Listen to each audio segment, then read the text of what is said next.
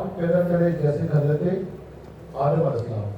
آدم علیہ السلام کی ماں بھی نہیں تھی اور باپ بھی نہیں تھے, اور بغیر ماں کی بچہ پیدا کرے. اللہ کی شان دیکھیں, بغیر ماں کی بچہ پیدا کرے جیسے حضرت حوا جو ہماری ماں تھی, حضرت آدم علیہ السلام کی زوجہ محترمہ, وہ آدم علیہ السلام کی پسلی سے پیدا کی گئی.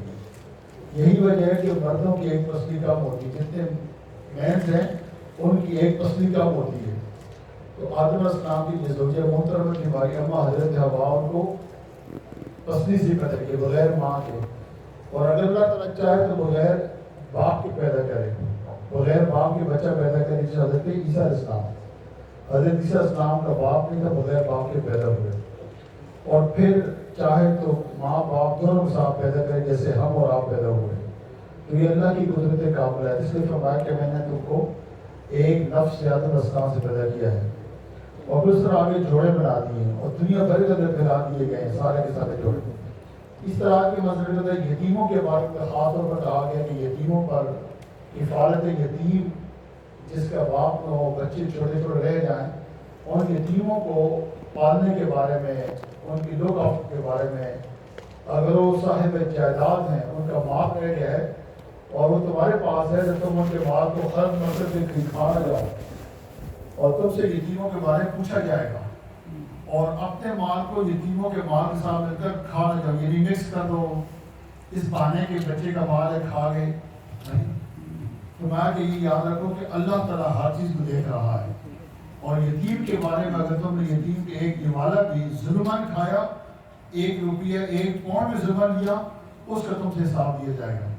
اس طرح کی مسئلے کے اندر اللہ تعالیٰ نے یہ جائیداد کی تقسیم ہے, وراثت کی تقسیم, کہ فوت ہونے کے بعد بیٹے کو کتنا ملے گا, بیٹی کتنا ملے گا, 2 بیٹے ہوں, 1 بیٹا ہو, 4 بیٹے ہوں, بیوی کو کتنا ملے گا, ماں کو کتنا ملے گا. یہ ساری تفصیل اللہ پاک نے یہاں قرآن پاک کے اندر بیان فرمائی ہے, ساری تفصیل بیان فرمائی ہے. ایک بات میں آپ کو ذرا کے سوری نالج کے لیے بتانا چاہتا ہوں. شروع کے اندر اللہ تعالیٰ نے قرآن پاک کے اندر فرمایا, یا الذین آمنوا کتب علیکم اذا حضر احدکم الموت. ہر بندے پر ضروری تھا کہ مرنے سے پہلے اپنے ول لکھوائے, وصیت کرے. یہ فرض کر دیا گیا تھا, وصیت کرنا فرض تھا مرنے سے پہلے.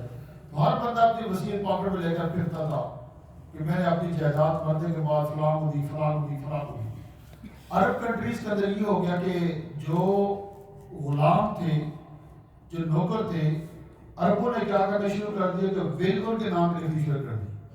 بچے نافرمان نے وارث نہیں کر دیا, آگ کر دیا, جائیداد سے نکال دیا, بچے کو نکال دیا.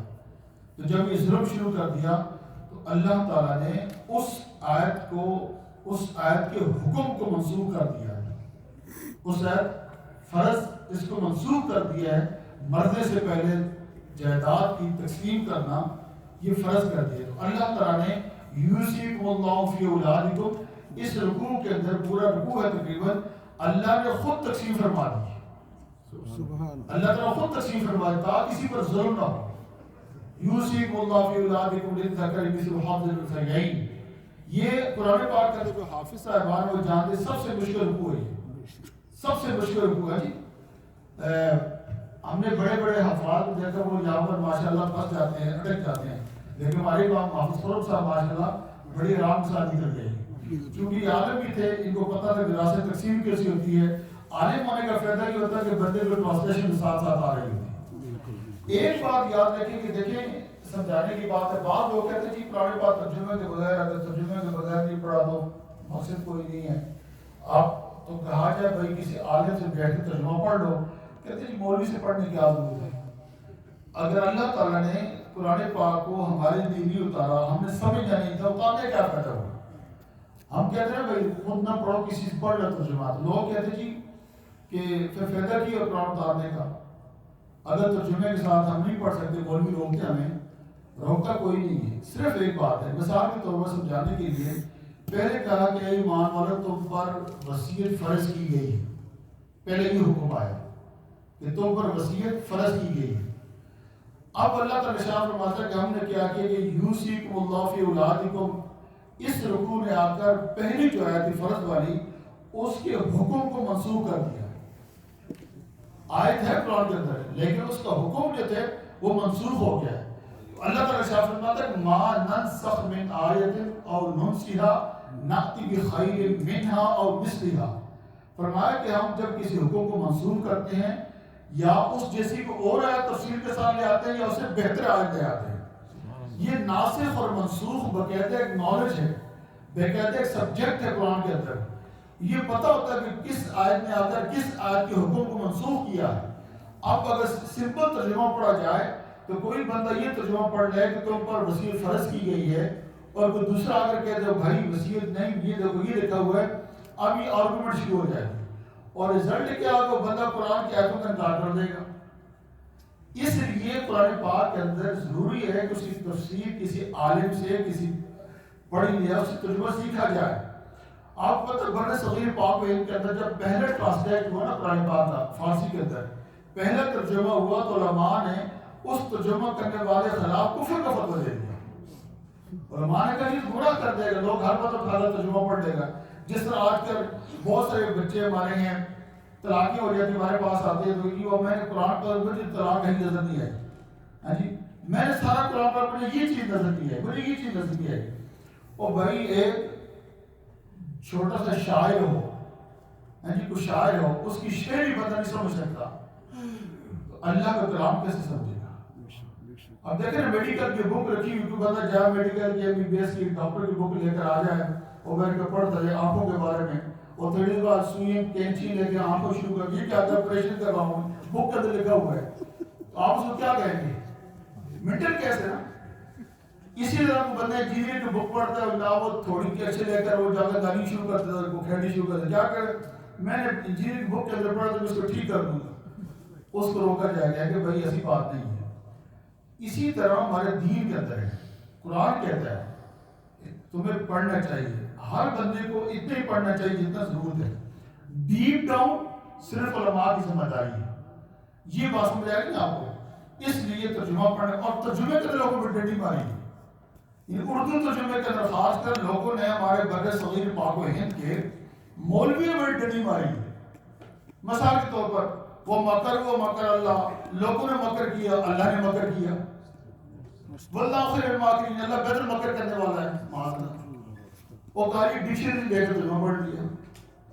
اس طرح نام پڑھتے وجدہ کا ضالا فہدا، کہتے ہیں کہ اے نبی ہم نے آپ کو گمراہ پایا اور سیدھی راستے پر لگا دیا، یا بے راہ روی پہ پایا، ترجمہ کر دیا ضالن کا۔ اہل محبت نے، امام اہل سنت نے ترجمہ فرمایا ووجدہ کا ومکر اللہ، لوگوں نے تدبیر کی، اللہ نے خفیہ تدبیر فرمائی، اور اللہ کی خفیہ تدبیر سب سے بہتر ہے، یہ ترجمہ کیا۔ اور پھر ووجدہ کا ضالا فہدا، اس سے دو باتیں کر رہا ہوں، ہم نے آپ کو میرے محبوب اپنی محبت میں خود رفتہ پایا، میرے محبوب میری محبت کے اندر آپ اپنے سے باہر تھے، ہاں جی تو ہم نے اپنا آپ کو دکھلا دیا، اپنا راستہ آپ کو دکھلا دیا۔ کس قدر محبت کے ساتھ ترجمہ کیا گیا ہے۔ تو ترجمے کے اندر بڑا فرق ہے۔ آج کل نے آپ چھوٹی سی پگڑی پہن کر اور چھوٹی سی آپ یوٹیوب کی لے کر بیٹھ جاتے ہیں، اور وہ آگے 3-4 مسکین سے منڈی سے پکڑ کر بٹھا دیتے ہیں آگے، اور وہ کوئی نام ترجمے سنا رہے ہوتے ہیں، بخاری میں یہ لکھا ہوا، مسلم میں یہ لکھا ہوا، ہم حدیث اپنے پاس بیان کر رکھتے ہیں۔ یہ گمراہ کرنے کا طریقہ ہے، اس سے بچنا چاہیے۔ اس میں قرآن کہتا ہے فَاسْأَلُوا أَهْلَ الذِّكْرِ، اہل نالج سے پوچھو، اہل علم سے پوچھو، ان کنتم لا تعلمون، اگر تم نہیں جانتے۔ یہ پہلی بات ہے۔ دوسری بات ایک اور مسئلہ جو بتانا ہے، آج کی نسل کے اندر جن بچیوں کے ساتھ ہمارے رشتے نہیں ہو سکتے، جن کے ساتھ ہمارے نکاح نہیں ہو سکتے، ان کی لسٹ دے دی گئی ہے 34 پارے کے اینڈ پہ، ان بچیوں کے ساتھ جن کے ساتھ ہمارے رشتے ہمارا نکاح نہیں ہو سکتا، ان کی لسٹ دی ہے۔ حرمت علیکم امہاتکم و بناتکم و خواتکم و عماتکم و خالاتکم، یہ پوری ایک لسٹ ہے۔ اس کے ساتھ ہمارا رشتہ نہیں ہو سکتا، لیکن جن کے ساتھ ہو سکتا ہے وہ لسٹ نہیں دی، وہ لسٹ نہیں دی۔ کون سی لسٹ دی؟ جن کے ساتھ نہیں ہو سکتا، جن کے ساتھ نہیں ہو سکتا، جن کے ساتھ ہو سکتا ہے وہ لمبی لسٹ ہے، وہ نہیں دی۔ اس لیے جب اللہ تعالیٰ نے کسی چیز کو منع کرنا ہے، وہ ساری چیزیں منع کر دی گئی پہلے، کن کے ساتھ رشتے نہیں ہونے، باقی سب کے ساتھ ہونے ہیں۔ کون کون چیزیں حرام ہے کل انشاءاللہ جب افسر پڑھیں گے تو پڑھیں گے انما حرم علیکم المیتۃ والدم ولحم الخنزیر وما اہل له بغیر اللہ والمنحدقۃ والموقوذۃ والمتردیۃ والنطیحۃ آج ما اکل سبیل اللہ ما زکیتم. یہ پوری آیت کل پڑھیں گے. اس کا مطلب یہ جن جن چیزوں کو حرام کرنا تھا وہ کر دی حرام. اب حلال چیزوں کی لسٹ نہیں آئی, جائز چیزوں کی لسٹ نہیں آئی. اب گوگلو حلال ہے جی, مرچیں حلال ہے جی, لال ٹماٹر حلال ہے جی, پیلے ٹماٹر حلال ہے جی, آلو حلال ہے جی, یہ لسٹ نہیں. اور یہ دال جائز ہے, یہ دال حلال ہے, مونگی کی دال, مسور کی دال, یہ تو لمبی لسٹ ہے. تو قرآن جو ہے یہ فوڈ بک تو نہیں ہے نا جی. جن چیزوں کو حرام ہونا تھا اللہ نے اپنے محبوب صدقے حرام بتا دی. اس کے بغیر ہر چیز جائز ہے تمہارے لیے.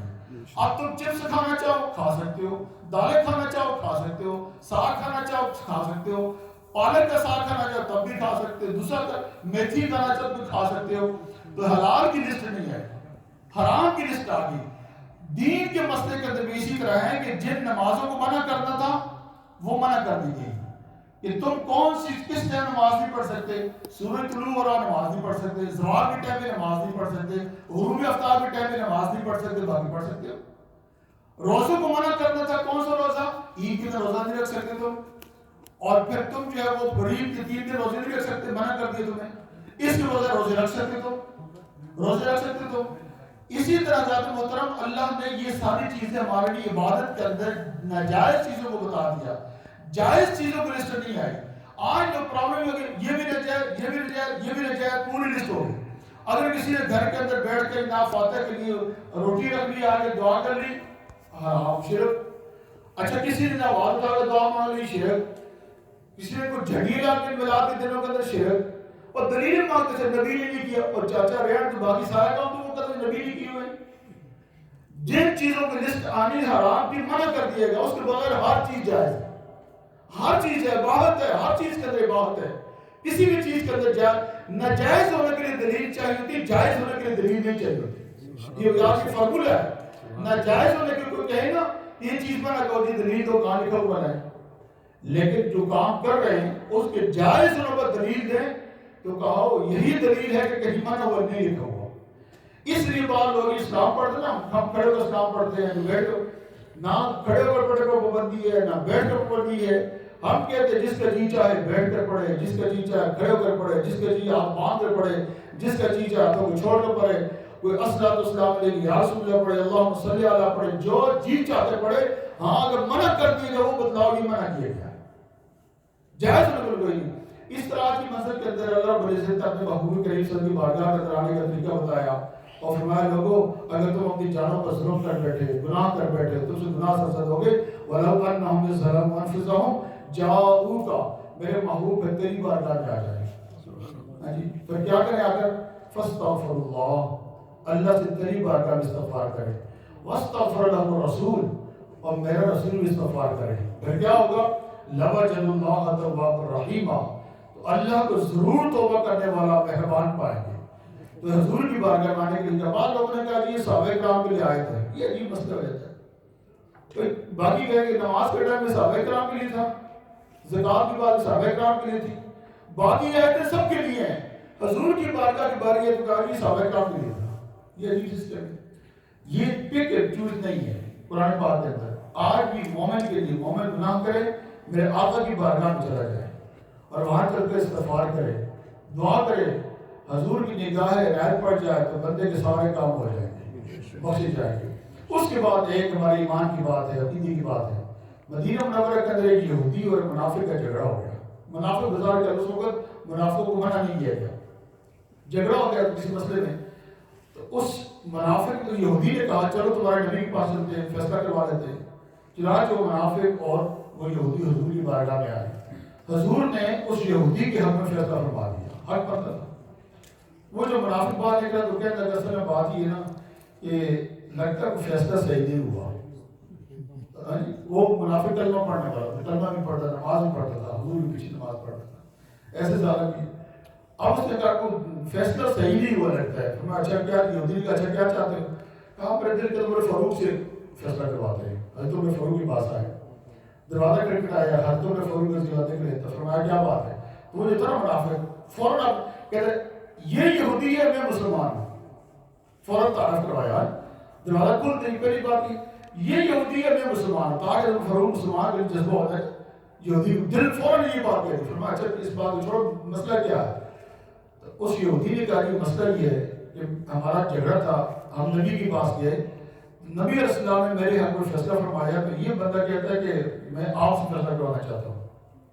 حضرت عمر فاروق نے دیکھا غصے کے ساتھ، دیکھا جا ٹھہر جا، اندر گئے، گھر سے تلوار لائی اور تلوار لے کر اس بندے کا سر قلم کر دیا، نہ عدالت لگائی، نہ وٹنس مانگے، نہ شہادت مانگی، کچھ بھی نہیں مانگا، اس کا سر قلم کر دیا۔ یہ قرآن کی بات بتا رہا ہوں، میں کوئی قصہ کہانی نہیں کر رہا۔ اب مدینے میں کم بچ گیا، منافق اس کے باقی جو ٹیم کے افراد تھے شور مچا دیا، مسلمان کو مار دیا، مسلمان کو مار دیا، گلی محلے کے اندر شور مچ گیا، حضور کی بارگاہ کے اندر کیس پیش ہو گیا کہ حضور ایک مسلمان کو بڑے فاروق نے مار دیا ہے۔ حضرت فاروق کو بلایا کہ آپ پہنچ اللہ کی بارگاہ کے اندر، رسول کی پاک بارگاہ تھا، آپ بیٹھے، حضور پوچھنے لگے، اتنے میں حضور پر وحی کی کیفیت طاری ہو گئی، جناب جبرائیل علیہ السلام آ گئے۔ اس سے پہلے کہ حضور کو فیصلہ فرماتے، اللہ نے اپنا فیصلہ صادر فرما دیا، اور کیا فرمایا؟ آج کی نظر کرنا، فلا وربک، میرے محبوب تیرے رب کی قسم، فلا وربک، محبوب تیرے رب کی قسم، لا یؤمنون حتی یحکموک فیما شجر بینہم، ان میں سے کوئی مومن نہیں ہو سکتا جب تک اپنے تمام معاملات کے اندر آپ کو حاکم مطلق تصور نہ کرے، حتی یحکموک، حتی یہاں تک کہ آپ کو حاکم تسلیم نہ کرے، فیما شجر بینہم، صرف یہاں تک نہیں، ثم لا یجدوا فی انفسہم حرجا مما قضیت، اور پھر تیرے فیصلہ کرنے کے بعد دل کے اندر کھٹکا بھی نہ ہو، کیا فیصلہ کر دیا؟ وَيُسَلِّمُ تَسْلِيمًا، اپنی گردنوں کو جھکا لے کہ جو فیصلہ تو نے کیا میرے محبوب تیرا سچا فیصلہ ہے۔ تو اللہ نے اس کو فرمایا، اللہ کا فیصلہ آ گیا، تو فرمایا کہ جو میرے رسول کا فیصلہ نہیں مانتا وہ قائد کا مسلمان ہے۔ اس کا ذکر آج کی منزل کے اندر ہوا، اس طرح کے منزل کے اندر ہوا کہ پانی نے ملے تو تیمم کا، اس کا ذکر ہوا، پھر منافقین کے بارے میں ذکر ہوا، پھر جناب آج کی منزل قتل کے بارے میں ذکر ہوا، قتل عمد، قتل خطا، قتل کی مختلف قسمیں ہیں، اس میں ایک دیت ہے کہ اگر قتل ہو جائے، خطا قتل ہو جائے تو 100 اونٹ دے کر بدلے وہ، اس کا ذکر آج کی منزل کے اندر۔ آج کی منزل کے اندر شرک کے بارے میں ہے، اللہ ہر گناہ کو بخش دے گا، ان اللہ لا یغفر الشرک بہ ویغفر ما دون ذلک لمن یشاء، شرک کے بغیر ہر گناہ بخشا جائے گا۔ شرک اتنا بڑا گناہ ہے، اتنا بڑا گناہ ہے کہ شرک کی بخشش نہیں ہو سکتی، اور شرک کی بخشش نہیں ہو سکتی۔ اس طرح کی منزل کے اندر اینڈ میں اللہ فرمایا منافقوں کی نشانی، ایک بار منافقوں کی نشانی فرمائی، ان المنافقین یخادعون اللہ وهو خادعهم، یہ منافق جو ہے نا یہ اللہ کو دھوکہ دیتے ہیں، مومن کو دھوکہ دیتے ہیں، اور ان کی نشانی کیا ہے؟ وَإِذَا قَامُوا إِلَى الصَّلَاةِ قَامُوا كُسَالَىٰ، جب نماز کی طرف کھڑے ہوتے ہیں نا بڑے ٹھیلے ٹھیلے ہو کر، سستی کے ساتھ، قَامُوا إِلَى الصَّلَاةِ قَامُوا كُسَالَىٰ، بس ڈھیلے ڈھیلے ہو کر، دل نہیں چاہتا نماز کے لیے کھڑے ہوں، مجبوری کے ساتھ کھڑے ہو جاتے ہیں۔ ایمان والوں کی نشانی یہ بھاگ کر، تر و تازہ ہو کر، خوشی کے ساتھ اور جستجو کے ساتھ اللہ کی بارگاہ میں کھڑے ہوتے ہیں، اور اللہ کی بارگاہ کے اندر یوں کھڑے، بعض لوگ دیکھیں نماز میں کھڑے ہوتے ہیں، ان کو میں منافق نہیں کہتا، وہ ختم ہو گئے پہلے جماعت، لیکن وہ کھڑے ہوتے ہیں یوں لگ رہا ہے جیسے بیچارے بس کسی نے کہا کہ پڑھو ورنہ یہ اللہ کی بارگاہ میں نماز نہیں، نماز صرف پڑھنی، نماز کے بعد یا اللہ میری نیشنل لاٹری نکال دے، یا اللہ مجھے اتنا پیسے دے دے، اتنا پیسے دے، اتنا پیسے، اللہ کی بارگاہ میں لسٹ اتنی لمبی، اور نماز پڑھتے ہو جناب بندہ سی طرح بندہ نماز نہ پڑھ سکے، جھک نہ سکے، شرک کا ساری نہ کر سکے، نماز تو پڑھے مولا کائنات جیسی، حضرت علی جیسی نماز پڑھے، سیدہ کائنات فاطمہ الزہرا رضی اللہ تعالیٰ عنہ جن کا آج ہم مسلمان کرے نماز پڑھے، یہ سجدہ ختم ہو جائے، ایک رات ختم ہو جائے، سجدہ ختم نہ ہو، تو سیدہ کائنات سلام اللہ علیہ حضرت فاطمہ الزہرا رضی اللہ تعالیٰ کی لائف میں سے وہ تو ساری لائف آپ کی کمال کی لائف ہے، کیا عزت والی لائف ہے، کیا مرتبہ، کیا شان، کیا عظمت اللہ پاک کی، ہاں جی، اور اسپیشلسٹی سیدہ فاطمہ الزہرا رضی اللہ تعالیٰ عنہ کی، لیکن ایک مرتبہ یہ قیامت کے جب تشریف لائے گی تو غیر سے آواز آئے گی، اس وقت سارے انسان موجود ہوں گے، کہا جائے گا کہ انسانوں، دنیا بھر کے سارے انسانوں اپنی نگاہوں کو جھکا لو، نبی کی بیٹی جنت میں تشریف لا رہی ہے، سیدہ فاطمہ جب آئے گی، ہاں جی، نبی کی بیٹی جنت میں تشریف لا رہی ہے، اور آپ فرمایا کیا؟ فرمایا کہ مجھے پریشانی ہو رہی ہے، آپ کی خادمہ جاتی ہے فضا، ان سے فرمایا کہ مجھے پریشانی کس چیز کی؟ جب میری جان نکل جائے گی، روح نکل جائے گی، تو یہ جو چرپائی پر جنازہ لے کر چلتے ہیں اس سے باڈی ہلتی نظر آتی ہے، تو میں نہیں چاہتا میری باڈی بھی دیکھے. تو انہوں نے کہا کہ جس علاقے سے میں آئی ہوں وہاں پر اس طرح کی چرپائی میں جائے گی، اس کے اوپر بھی لکڑی کا لگایا گیا ہے، صندوق سے لگایا گیا ہے. تو وہ بنوایا، تیار کروایا، اور پھر آخری وقت آیا تو فرمایا میری باڈی کو رات کو لے کر نکلنا کہ کسی غیر محرم کی مجھ پر نظر نہ پڑ جائے. سیدہ فاطمہ سرکار آگے ہیں، حضرت فاطمہ پیچھے ہیں، حضرت علی پیچھے ہیں. تو حضرت علی جہاں جہاں حضرت فاطمہ قدم رکھتی ہے ان قدموں پر اپنے قدم رکھ رہے ہیں. کسی نے پوچھا حضرت علی سے آپ قدموں پر کیوں قدم رکھ رہے ہیں؟ کہا میں نہیں چاہتا سیدہ کائنات کے قدموں پر کسی غیر محرم کا قدم دیا ہے. اتنا بڑا مقام. اور وہ سیدہ کائنات میرے آقا کریم کے گھر میں جب تشریف لاتی، حضور سید الاولین والآخرین، امام الانبیاء والمرسلین، آقا نامدار، سارے جہاں کے مالک، وہ حضور کھڑے ہو جاتے تھے، استقبال کرتے، اپنی جگہ چھوڑ دیتے، آگے چل کر ان کو چومتے، ان کے ماتھے کو چوما کرتے سیدہ فاطمہ زہرا سے، اور ان کو اپنی جگہ پر بٹھایا کرتے تھے. سیدہ فاطمہ زہرا رضی اللہ تعالیٰ عنہ. اور بچپن سے لے کر اینڈ تک ایک دن میں خوشی کا نہیں دیکھا، مشقتوں تکلیفوں کا در گزرا وقت، لیکن شکوہ اس بات پر کبھی نہیں ہوا.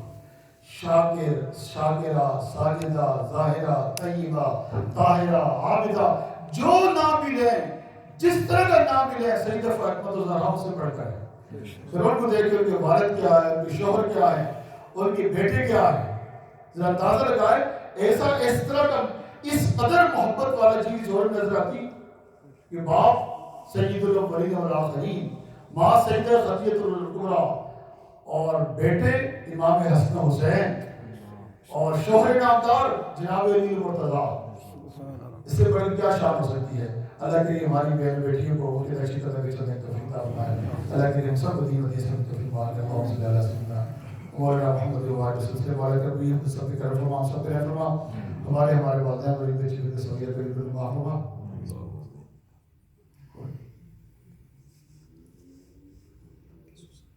سیدی نعمان حق اس سسر صاحب انور صاحب پاکستان بیمار ہیں، دعا فرمائے کہ اللہ واسع عطا فرمائے، شفا عطا فرمائے. اللہ کے سب بیمار میں شفا عطا فرمائے، مکمل صحیح عطا فرمائے. مولا کہ جہاں جہاں کوئی بیمار ہے، جس بیماری کا مبتلا ہے، سب عطا فرمائے. مولا ہمارے گھروں میں داخل پر عطا فرمائے. تمام پریشانی دور فرما، مال کی، جان کی، اولاد کی، کاروبار کی پریشانی دور فرما، روز رزق کی پریشانی دور فرما. جتنے میرے دوست میرے بھائی جہاں تشریف فرمائے، اللہ ہماری نسلوں کو نیک بنا، اللہ صالح بنا، بے اولادوں کو نیک صالح اولاد عطا فرما. جن کو اولاد دی اولاد کو نیک بنا، صالح بنا، ماں باپ کو فرمانداری نصیب فرما، سب کی روزی زندہ فانی برکت عطا فرما. ہر بچوں کو بری صحبت سے محفوظ فرما. صلی اللہ علیہ وسلم.